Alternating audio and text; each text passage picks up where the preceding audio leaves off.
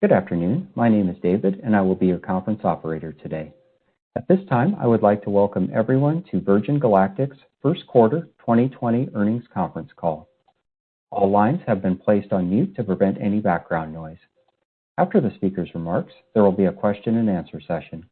If you would like to ask a question during this time, simply press star followed by the number 1 on your telephone keypad. If you would like to withdraw your question, press the pound key. Thank you. Hosting today's conference call will be Michelle Kley, Executive Vice President, General Counsel, and Secretary at Virgin Galactic. As a reminder, today's call is being recorded. I would now like to turn the conference over to Ms. Kley. Please go ahead.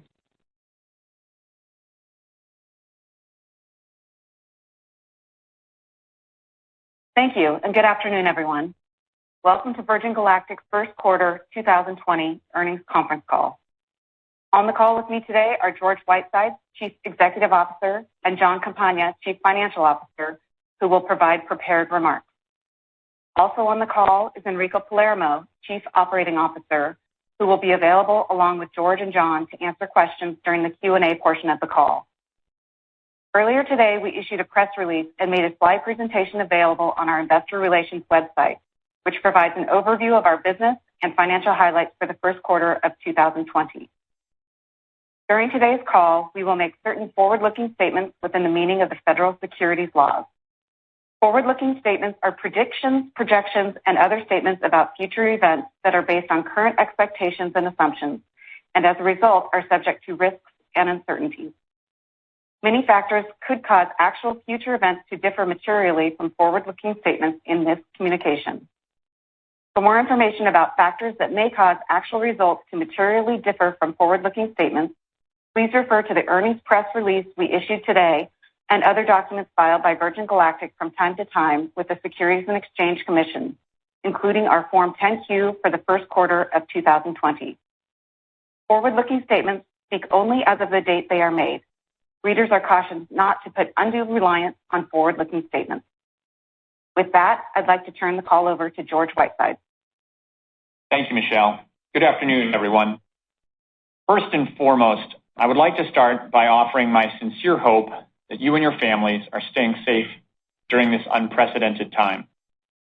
Today, I will provide an update on our first quarter activity and the milestones we achieved during the quarter. I will also update you on the impact of COVID-19 on our operations. I will then discuss business highlights for the quarter, and John will provide detail regarding our financial performance. Before we dive into our first quarter results, let me give a very brief refresher on our investment thesis that I walked through in detail last quarter. Virgin Galactic is the world's first and only public company focused on commercial human spaceflight, and we believe the commercial exploration of space represents one of the most exciting and significant technology initiatives of our time. Our business model is highly efficient, underpinned by the reusable, scalable nature of our spaceships. The design features meaningfully reduce the operational cost of each spaceflight over time, delivering strong unit economics. We expect to benefit greatly from our first mover advantage, which is reinforced by significant barriers to entry for potential new competitors, supported by the substantial investment we've made in our technology and the progress we've achieved to date. In addition, we are confident in the financial strength of our business. And while we have not yet reopened commercial sales, I will provide details later in our call about the progress we have seen with our One Small Step initiative, through which we have begun to validate the huge interest we are seeing from people signing up to our future flyer list. Our customer base is highly engaged, and we have seen sustained interest in our product offering since our founding. Once commercialized, we intend to accelerate our business momentum by bringing more spaceships online and increasing our flight rate. Over time, we expect to benefit from operating and build efficiencies. John will go into more detail on the financials later, but we remain in a strong cash position and we have no debt on our balance sheet. Finally, we have a strong management and flight operations team in place with decades of experience in the space and aviation sectors. Turning to slide 4. Before I walk through the milestones we achieved during the first quarter, I have a few updates on how the global COVID-19 pandemic, which is at the top of everyone's minds, has affected our company. First, I want to make it clear that the health and safety of our employees, their families, and our local communities are our top priorities, and we believe we must all do our part to slow the spread of COVID-19 and support the nation's healthcare workers. As such, we have taken appropriately cautious steps to protect our workforce and support community efforts. As part of these efforts, and in accordance with applicable government directives, we initially reduced and then temporarily suspended on-site operations at our facilities in Mojave and Spaceport America in March. During that period of time, approximately 2/3 of our employees and contractors were able to complete their duties from home, which enabled much critical work to continue, including engineering analysis and drawing releases for VSS Unity, VMS Eve, and the second Spaceship Two vehicle, process and documentation updates, as well as workforce training and education. Correspondingly, during this period, approximately 1/3 of our workforce was unable to perform their normal duties from home. In April, in accordance with our classification within the critical infrastructure designation, we resumed some limited operations, which we then ramped up each week as we developed revised operational and manufacturing plans that conform to the latest COVID-19 health precautions. As of today, over 90% of our employees whose work requires them to be in the facilities are now working back on site. For the time being, we are encouraging those employees who are able to work from home to continue doing so while we develop our plans for the safe return of those workers to our facilities. In our facilities, we're taking additional measures to ensure the health and safety of our employees, which include universal facial coverings, rearranging facilities to follow social distancing protocols, conducting active daily temperature checks, and undertaking regular and thorough disinfecting of surfaces and tools.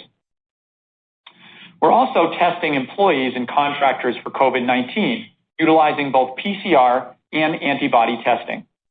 We have done this via external testing companies which have excess test capability available. As of May 1st, we have tested 579 of our employees, which comprises the vast majority of anyone who is required to work on site, as well as a substantial fraction of the employees who are still working remotely. We're pleased to say that so far we have retained all of our employees, even those who are unable to work from home. Turning to slide 5. We have also been focused on doing what we can to leverage our capabilities and resources to assist with COVID-19 relief efforts. We entered into a Space Act agreement with NASA, under which our engineering teams at Virgin Galactic and the Spaceship Company are partnering with NASA to develop innovative solutions to the problems facing healthcare workers on the front lines. This team has designed and tested a low-cost breathing hood called the PPB hood, which provides oxygen-rich positive pressure to patients in need. The team has produced 400 PPB hoods pending EUA approval from the FDA. These prototypes are now being tested for comfort, ease of use, and functionality. We've also been working with NASA on a separate project to develop and build negative pressure enclosures, which are specialist equipment that cover a patient on a gurney or a hospital bed to protect medical staff by containing infected air and filtering it so that it does not contaminate the wider room environment. We've donated medical supplies from our stocks to communities in California and New Mexico, including masks, suits, and gloves. We're also donating powered air purifying respirators to local hospitals. These important machines offer additional protection for the frontline workers who are in closest physical proximity to those patients suffering from COVID-19. Looking ahead, we believe the real impact of COVID-19 will be determined by the pace at which we can get back to normal course operations. This will be partly influenced by local and federal governments. For example, potential changes to stay-at-home orders and interstate travel restrictions. I'm encouraged by the tremendous efforts of our employees in responding to the challenges of COVID-19 and how they have responsibly handled new operational and manufacturing protocols. fact that we were able to successfully conduct Friday's test flight is a testament to their commitment and resilience. It is too early to fully quantify the duration and severity of the impact that COVID-19 will have on our business and our pace of progression, but we will continue to update the public and the investment community as we gain better insight. However, as demonstrated by our successful glide flight on Friday, we are working as efficiently as we can during this unique time. Turning to slide 7. Let me start by briefly highlighting some of the key milestones we achieved in 2019 that demonstrate our progress and pace so far. Following our successful launch of the first commercial space vehicle to put humans into space in December 2018, we flew the first non-pilot crew member, our chief astronaut instructor, Beth Moses, on a commercial space vehicle in February 2019. We built and transferred operations to our commercial headquarters at Spaceport America and moved our carrier aircraft, VMS Eve, to New Mexico. In October, we became a publicly listed company trading on the New York Stock Exchange. We also launched our astronaut readiness program with the help of our partners at Under Armour. Now, turning to the specific achievements we accomplished during the first quarter of 2020 on slide 8. Many of these we disclosed at the time, so I won't go into great detail on all of them, but to highlight just a few, on January 8, 2020, we announced that the second spaceship in our fleet had completed a major build milestone and achieved weight on wheels. We achieved weight on wheels faster and more efficiently than our first ship, allowing us to reach the weight on wheels milestone approximately 9 months faster than our first ship, largely through the use of modular build processes as well as experience curve benefits.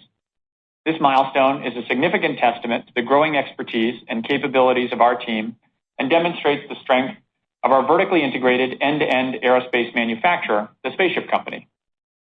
Turning to slide 9. During the quarter, we continued to make strong progress on building our spaceships. In addition to the weight on wheels milestone, we also made progress in several other areas in the build program of our second spaceship, including completing numerous structural and mechanical installations, such as installing landing gear doors, feather actuator structure, and feather horn attachment, as well as a number of other technical achievements outlined on this slide. We also commenced assembly of the spaceship's flight control systems and began preparing for integrated vehicle ground testing of our second spaceship, which is the series of system and structural tests the spaceship will undergo before its first flight. As I mentioned, we are reworking many of our manufacturing processes and facility safety protocols to ensure we can continue operating during the COVID-19 pandemic. We do not yet have a sense of the full impact that these new protocols will have on our manufacturing pace, but I'm encouraged by how the team has embraced their responsibilities to keep their coworkers safe. Turning to slide 10. On February 13th, we relocated our first spaceship, VSS Unity, from Mojave to Spaceport America in New Mexico, where it joins our carrier aircraft, VMS Eve. This captive carry flight provided a valuable opportunity for engineers to evaluate VSS Unity for over 3 hours at high altitude and cold temperatures, a longer period of time than is experienced during missions to space.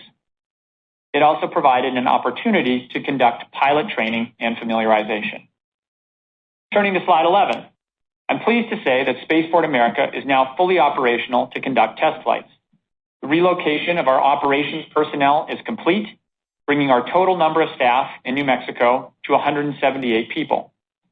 This quarter, we completed the build-out of the first and second floors at Spaceport America. We also made significant progress towards completion of the third floor, which will be used for astronaut training and flight preparation activities. Specifically, we moved the customer spaceship training cabin to its permanent home in the astronaut lounge on the third floor, and we completed its installation in its individual pod.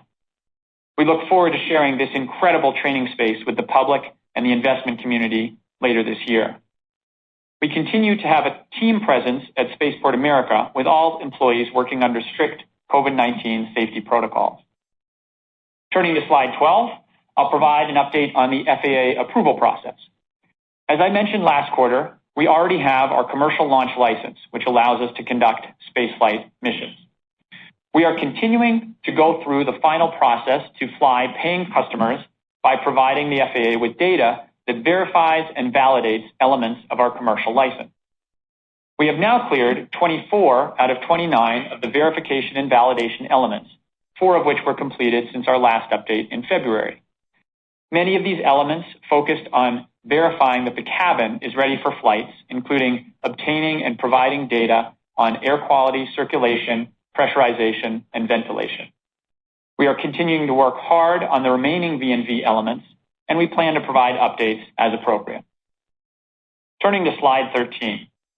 Now that we have relocated Spaceship Unity to Spaceport America, we have started building experience and familiarity with all the various aspects of mission execution: ground facilities, staff support, airspace coordination, external interfaces and services, hosting, and hospitality.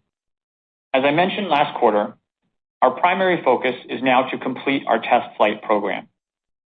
We continue to make progress on this during the first quarter, including completing 5 VMS Eve carrier aircraft flights, a captive carry flight to ferry VSS Unity from Mojave to Spaceport America, as well as significant preparations for the first glide flight of VSS Unity from Spaceport America.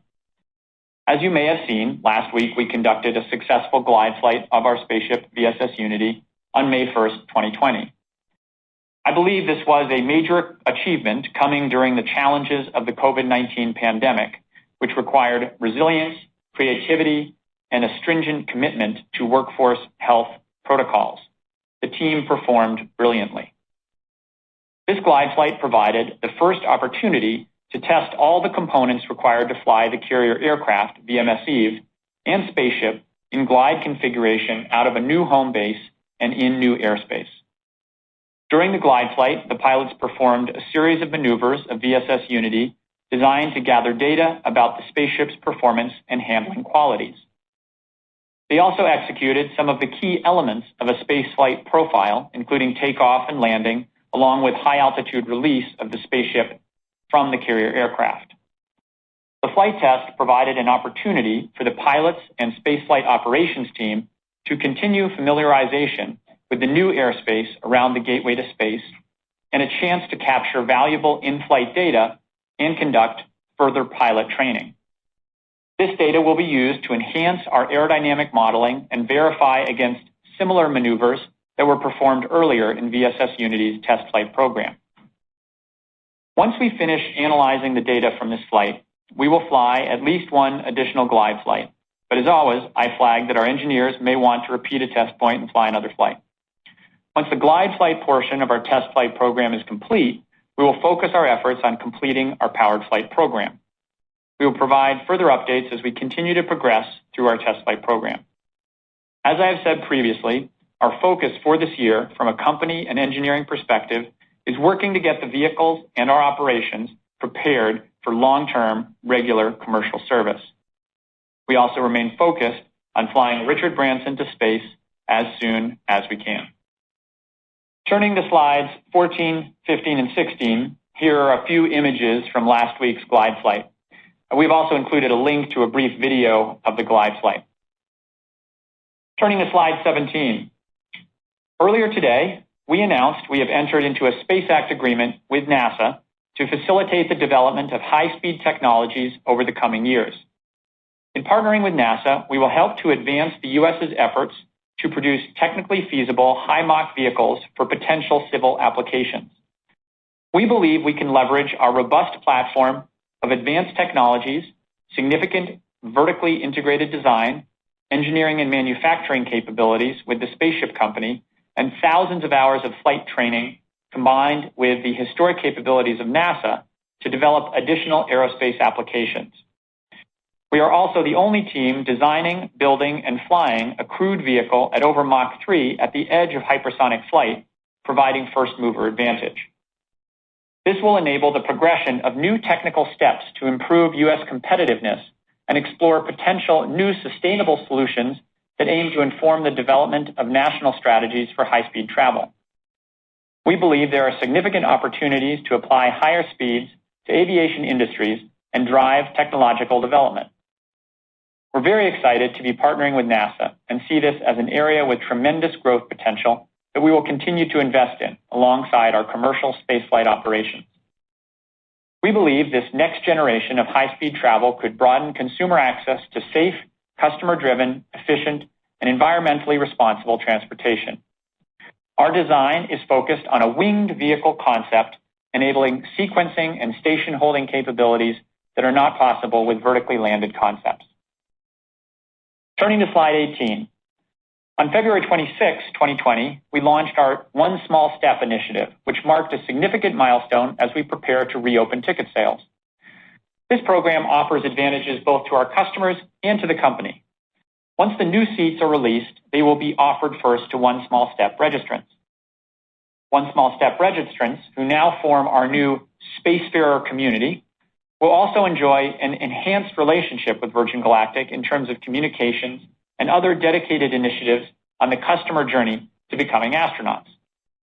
For the company, this program augments the direct sales funnel and allows us to begin establishing relationships with future customers. It also provides us with a pool of qualified prospects for conversion via One Giant Leap to a confirmed spaceflight reservation and full future astronaut status. We've been delighted by the immediate positive response to the One Small Step initiative. Over a short period of time, we have received over 400 deposit payments from individuals from 44 countries, which exceeded our expectations. If we can convert all of these customers, that would represent well over $100 million of future business, depending on ticket price. Turning to slide 19. During last quarter's earnings call, I provided an overview of our direct sales funnel, which remains strong in each of the leads, prospects, and future astronauts stages. During 2019, we rolled out a regular cadence of milestone updates, including our second spaceflight and the reveals of the spaceport interior and customer spacesuits, emphasizing the significant progress we've been making towards commercial service. This program was supported by successful campaigns in traditional and social media. The ambition behind this program was to create a pool of prospects for spaceflight sales, and as we went through 2019, we used the news flow to encourage those potentially interested in flying with us to register online. During the first quarter, we continued taking steps to strengthen our pipeline of registrants, including launching an active social media campaign to promote new and exciting project-related content featured in the mission update communications we periodically send to those who register. During this campaign, registrant numbers grew from our previously reported 7,957 as of February 23, 2020, to the current 9,160 as of April 29, 2020, an increase of roughly 15%. We executed another campaign around the launch of One Small Step to drive signups primarily by social media and email, including 4 short promotional films which have now been viewed more than 1 million times. This campaign helped drive over 400 Spacefarer customers who have signed up for One Small Step to date, representing both registrant conversions and direct applicants. The number of new Spacefarer customers is rapidly approaching the 600 future astronauts who have already signed up, and we are pleased to see continuing healthy growth in all stages of our sales pipeline and strength and stability in our community. Importantly, as a result of strong relationships and an active engagement strategy, we've seen no meaningful increase in refund requests from our future astronauts as a result of COVID-19. We think the major factor here is that the financial profile of many of our customers helps limit the impact of economic downturns on our business. In addition, our astronaut office, which takes care of our future astronaut, Spacefarer, and registrant communities, has been able to function fully and operate normally throughout this crisis. I would now like to turn the call over to our CFO, John Campagna, who will provide some additional detail about our first quarter financial results. Thanks, George. Looking at slide 21. We are pleased with our first quarter results, which reflects our ongoing progress as we settle into life as a public company.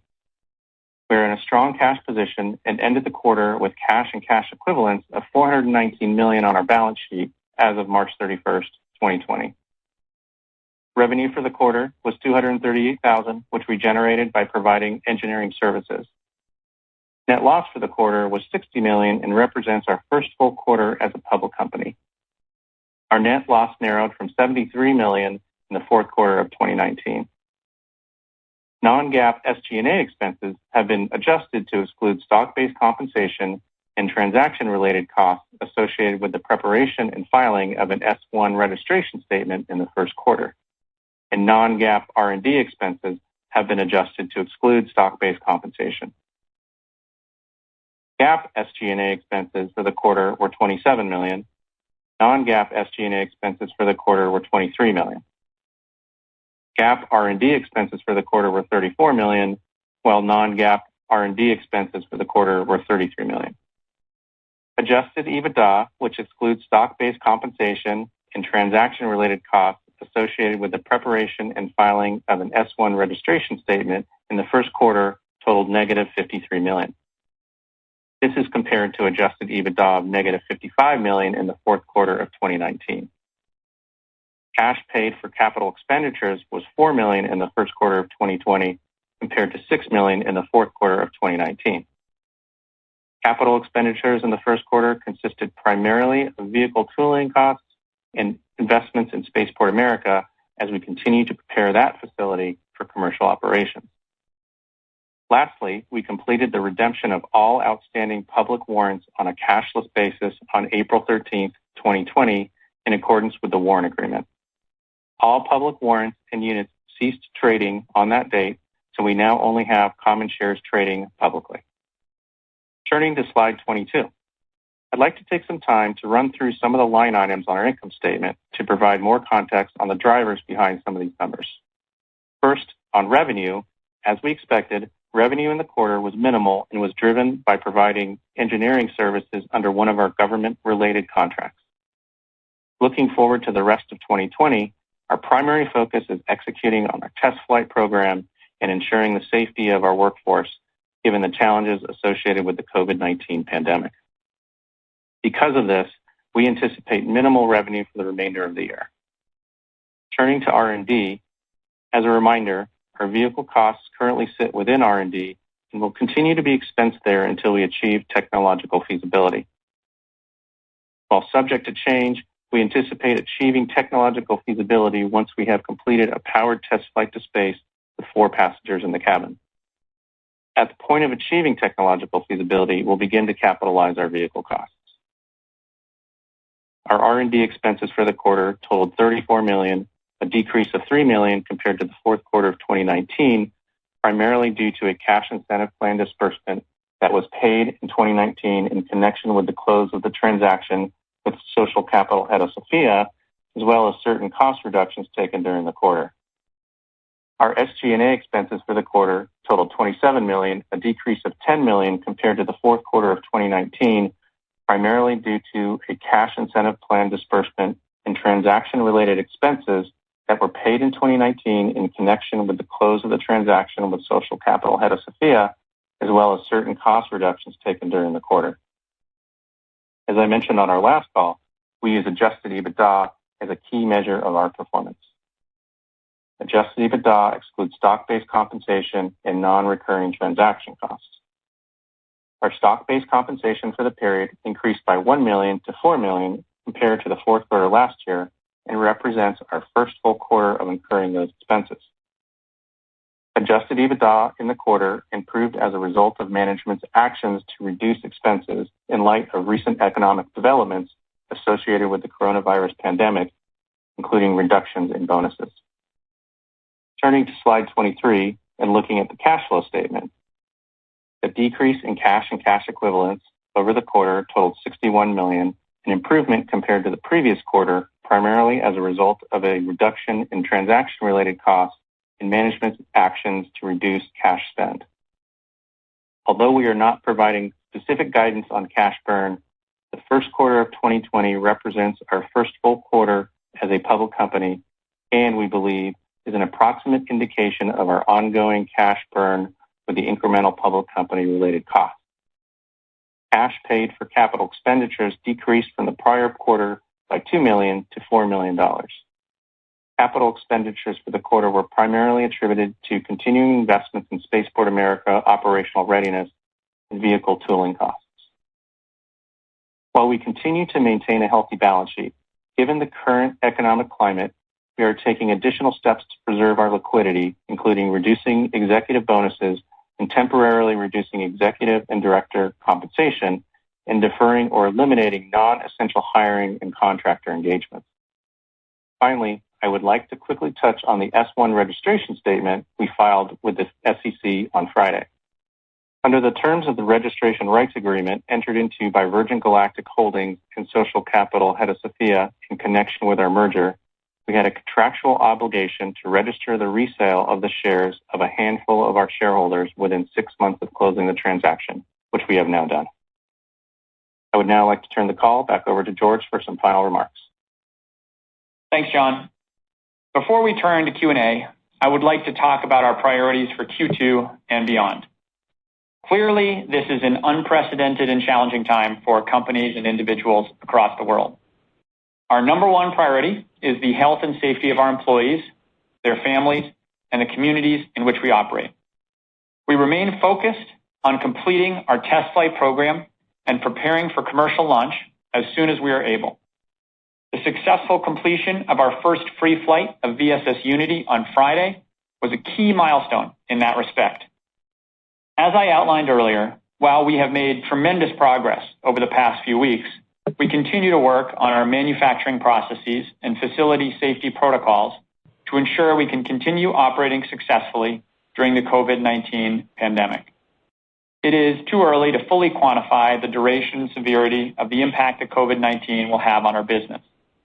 I would like to thank our entire team for their continued dedication and passion in the face of such challenging times. I'm tremendously encouraged that during an unprecedented crisis, virtually our entire customer community has remained with us, and we have rapidly expanded the number of spacefarers who have put down money to express their desire to fly to space with us. This underscores how, as it has in past downturns, our customer base is remarkably resilient, which will serve the company well going forward. I'm also tremendously excited about our new partnership with NASA around high-speed flight technologies. I truly believe NASA and ourselves are the leaders in civil high Mach flight technologies, and what we will create together will be amazing.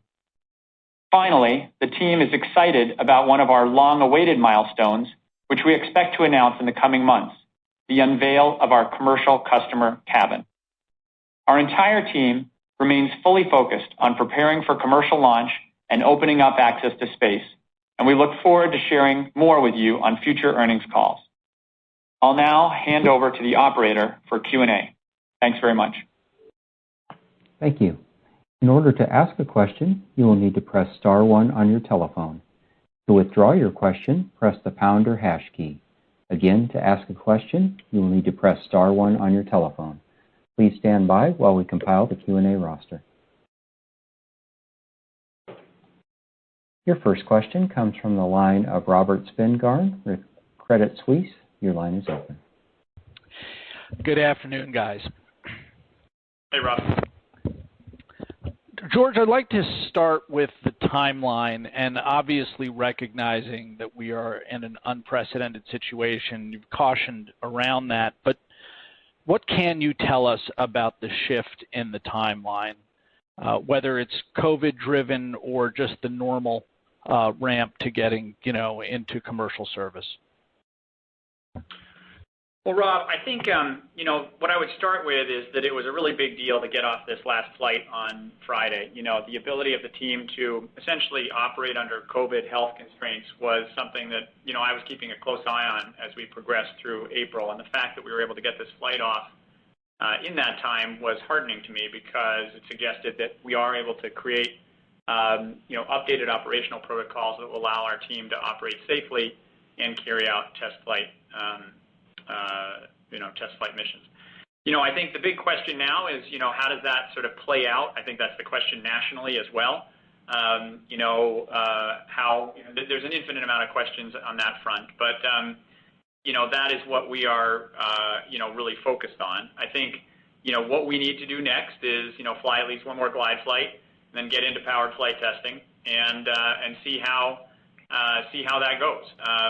We're feeling pretty good overall. The fact that we were able to do this flight was a big step of confidence, I think, that we can operate safely and effectively during this COVID timeline.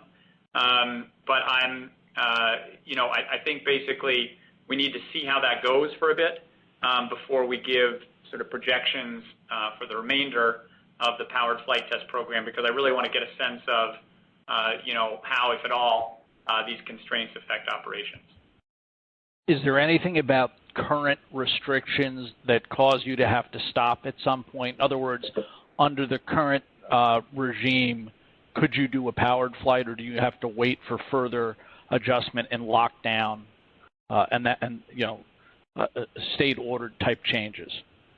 Yeah, good question. The short answer is no.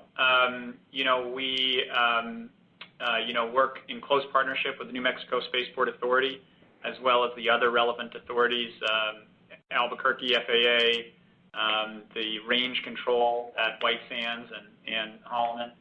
And the operational interfaces for Friday's flight really were flawless. They worked really well. We have been doing a lot of practice and communication with those different entities to make sure that when we did it for real, it worked well. And the team, not just our team, but the other teams at the relevant government centers did a great job, and it all worked very smoothly. As you know, Rob, as part of our AST license, we're able to conduct powered flights under that license.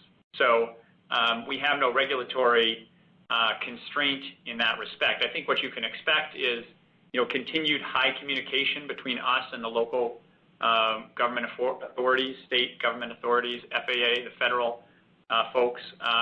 But I think right now, what we have demonstrated is that we have, we did a tremendous amount of work in late March and into April to figure out how to, conduct proper, health COVID protocols in an operational flight environment. And we did that successfully. Now, I don't know how long we're going to have to go through that. Hopefully this pandemic does recede over the course of the year. But what we've proven is that we can continue operations in that environment. Now, that said, it's not all perfect.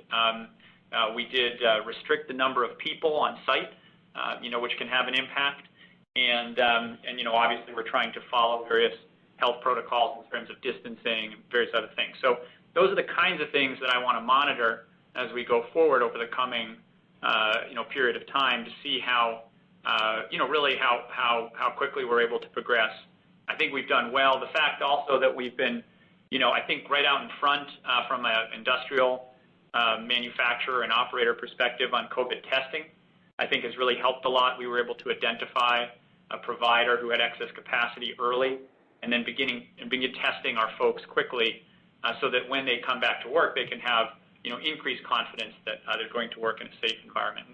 When you combine that with all the other things that we're doing in the facilities in terms of, sanitary actions and masks and everything else, I think people are feeling pretty good when they're coming to work, which is obviously really important. So anyway, I don't think we have any major constraints, but there will be, things that we'll need to monitor, and we'll need to see how those things affect our operations as we go forward.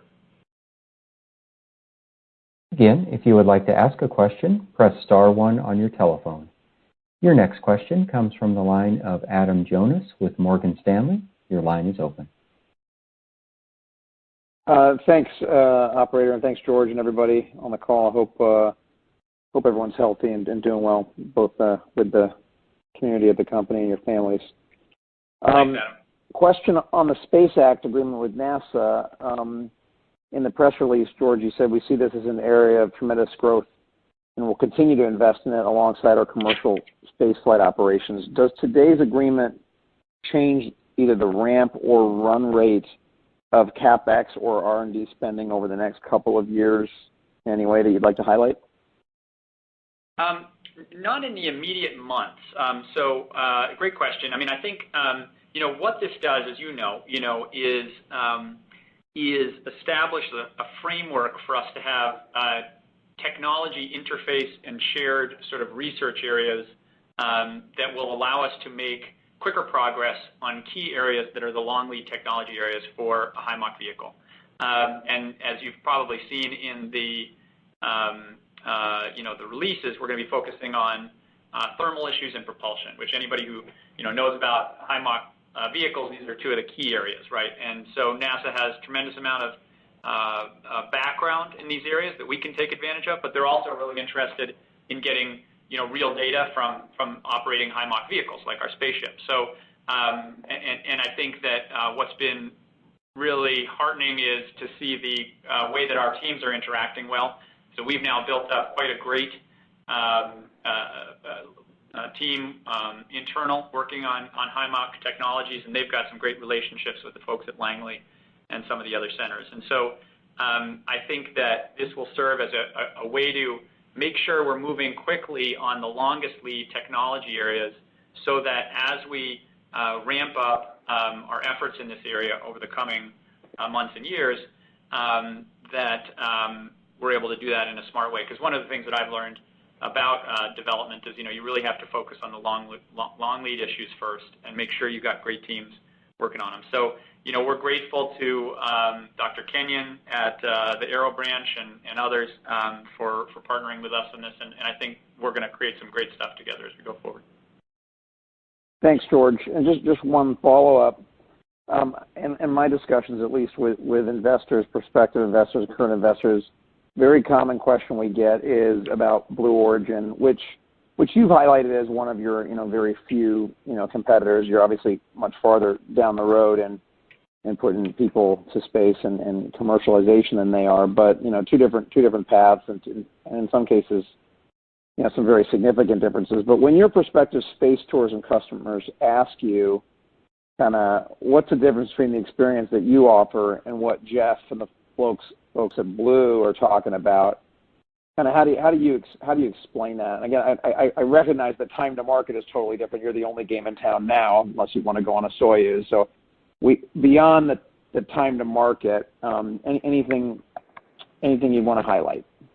Thanks. Yeah, sure. I mean, what I like to share, as you know, I have always been a big believer that this market is big enough for a couple of entities. I think it's going to be supply constrained for a while to come, and the growth that we've seen, in some of the other customer funnel areas, underscore that. But what we've done is pursue two fundamentally different architectures, right? And the basis of that choice is dependent really on the longer-term areas of investment and market sizing that, or market focus that, that both teams are working on. And so we have chosen a winged vehicle architecture that, is very conducive to evolution into a high Mach point-to-point system. The great folks at Blue have chosen a system that is very well suited to future planetary and interplanetary exploration, as evidenced by the great win that they got from NASA last week in the lunar lander area. And the vehicles that they've got is really good for landing on the moon.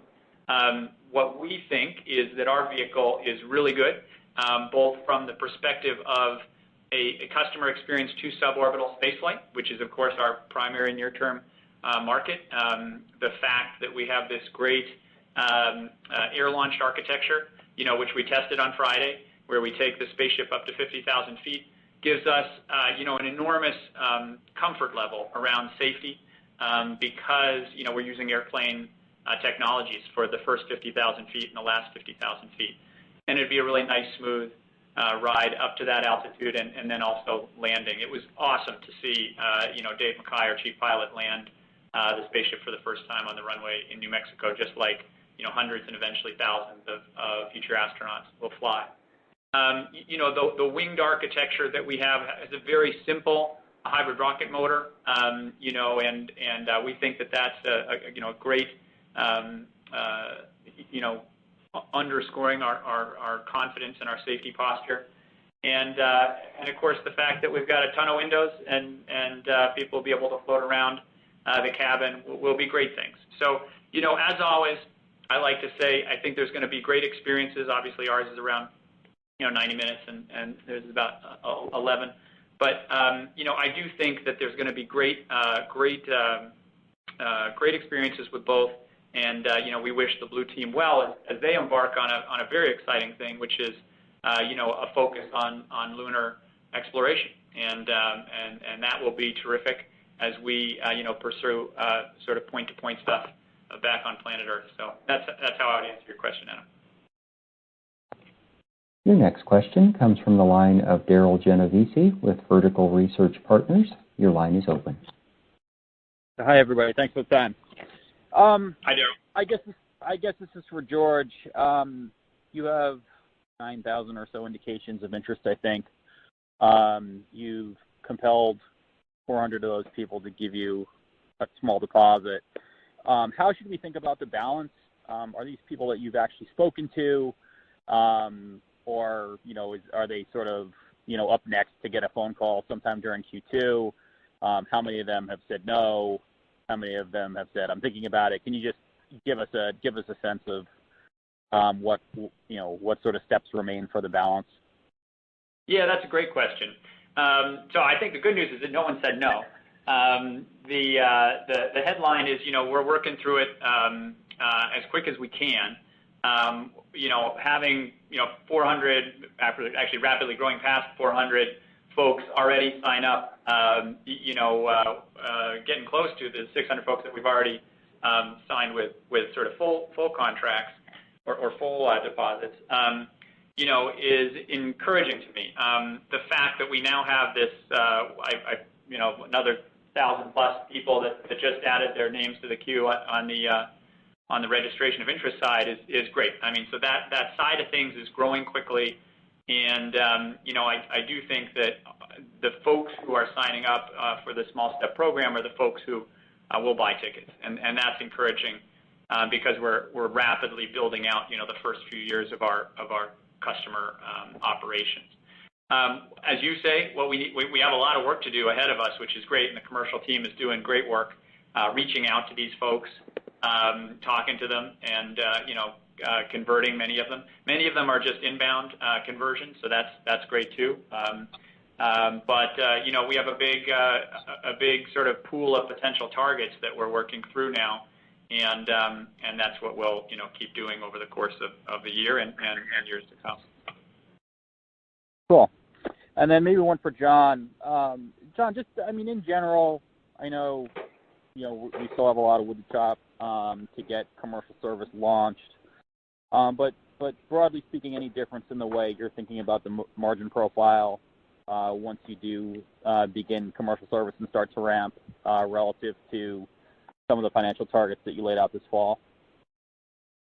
Yeah, Daryl, it's a great question. I mean, essentially, no. We as has always been the case, we have a lot of sort of fixed costs as part of our operations, and as we continue to add spaceships and build that capacity, that margin gets to those higher numbers that we've talked about in the past. So it's definitely our focus to execute on the test plan, continue to build spaceships to achieve those higher margins that we anticipate. Your next question comes from the line of Robert Spingarn with Credit Suisse. Your line is open. I wanted to just follow up on a few of the things you've already talked about and ask some clarifying questions. And I have three of them. The one small step deposits, how did the 400 where you took in the $1,000 a piece, how did those trend across Q1 and into April? I think you said this is through April, this figure.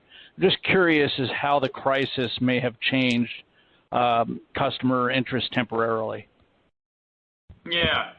I have to maybe look at our data to see exactly, Rob. So maybe we'll try to get you that data if we can. I'm not sure I know off the top of my head, but I wouldn't be surprised if we see some kind of impact going into Q2. I'm not sure we saw that much in Q1, but certainly people's attention are on their families and focused on taking care of their homes, and that's fine. And so we may see some effect like that, but I don't have that number off the top of my head right now. Okay, and then on the NASA agreement, you talked about it a little bit before, but is there an actual revenue opportunity that's been agreed upon, or some kind of a contract, or I'm just curious of what kind of terms, who's spending, what and how that all works together? I think the terms of the Space Act Agreement become public at some point in the future. There's a little bit of a waiting period before it gets sort of publicly accessible. This initial phase of the Space Act Agreement, Rob, is essentially where we bring together our resources. They're bringing together their resources. We're bringing together our resources. And we work on these initial technology areas to start. And then, I think that there's some exciting opportunities, both potentially with NASA and other government agencies, and we'll see how those play out over the coming, months and years. Okay, and then my last question was on your progress on the second spaceship, and wanted to see, whether or not you're on plan, understanding I would imagine that the virus has slowed things down a bit, but on plan for time and cost on the second spacecraft. Yeah, good question. We've got Enrico here, who's our COO, and maybe he can take a crack at that one. Yeah, I'd be happy to.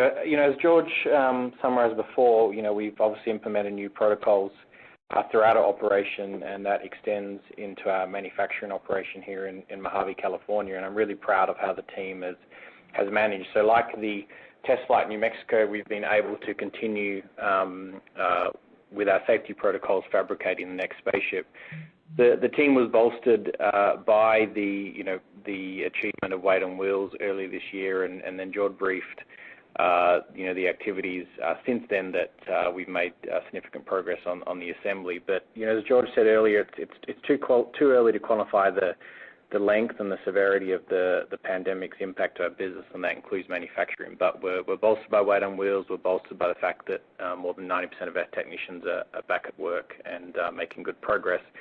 And we're all looking forward to the moment we can roll that spaceship out. And I would now like to turn the call back to George Whitesides, CEO, for some closing remarks. All right. Thanks, everybody. Appreciate you dialing in or webcasting in to our earnings call. We appreciate your interest and support, and we look forward to updating everyone on our progress during the next quarter's call. Thanks, and stay safe. All right. Bye-bye. This concludes today's conference call. You may now disconnect.